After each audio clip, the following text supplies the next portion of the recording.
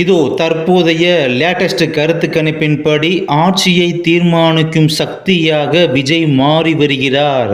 தவேகா தமிழக வெற்றி கழகத்தின் தலைவர் விஜய் அவர்கள் ஆட்சியை தீர்மானிக்கும் உந்து சக்தியாக மாறிவிட்டார் என்று தற்போதைய கருத்து கணிப்பு முடிவுகள் வெளியாகி உள்ளது.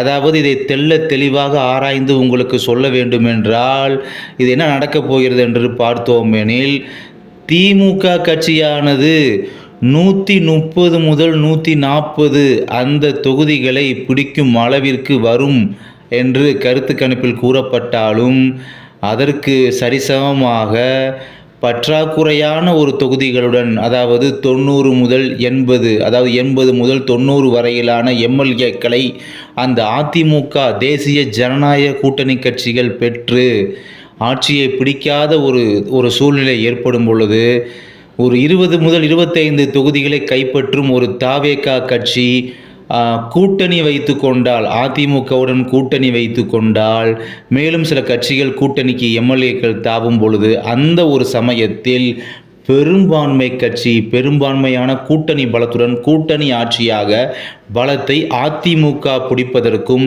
தவேகாவும் இணைந்து பிடிப்பதற்கும் உந்து சக்தியாக, ஆட்சியை தீர்மானிக்கும் சக்தியாக விஜய் மாறி வருகிறார் என்று கருத்து கணிப்பில் தெரிவிக்கப்பட்டுள்ளது.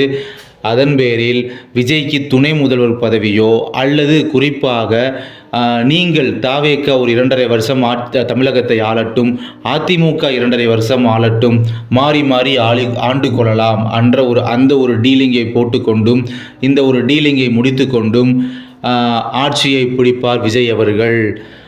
2.5 வருடம் தவேகா ஆளும், மீதி 2.5 வருடம் அதிமுக ஆளும் அப்படின்ற ஒரு டீலிங் மூலமாக கண்டிப்பாக விஜய் அவர்கள் ஆட்சியை அந்த விதத்தில் பிடிப்பார். ஏனெனில் நேரடியாக அதிக தொகுதிகளை தனித்து நிற்கும் பொழுது அவரால் வாங்க முடியாது. 20 முதல் 25 தொகுதிகளில் தான் அவர் வெல்ல முடியும். மீதமுள்ள கட்சிகள் இணைந்து, குறிப்பாக அதிமுக கட்சியும் இணைந்து ஒரு கூட்டணி ஆட்சியாக பிடிப்பார்கள். அப்படி பிடித்தால் திமுகவிற்கு அது நெருக்கடியே என்று கருத்து கணிப்பு முடிவு வெளியாகி உள்ளது. இந்த கருத்து கணிப்பு முடிவை பற்றி நீங்கள் என்ன நினைக்கிறீங்க? குறிப்பாக விஜய் அப்படி ஆட்சிக்கு வரும் பொழுது, ஒரு முதல்வராக வரும் பொழுது தமிழகத்தை நன்றாக ஆள்வாரா? ஏனெனில் தற்போது இருக்கக்கூடிய மு.க.ஸ்டாலினின் ஆட்சி முடிந்துவிட்டது.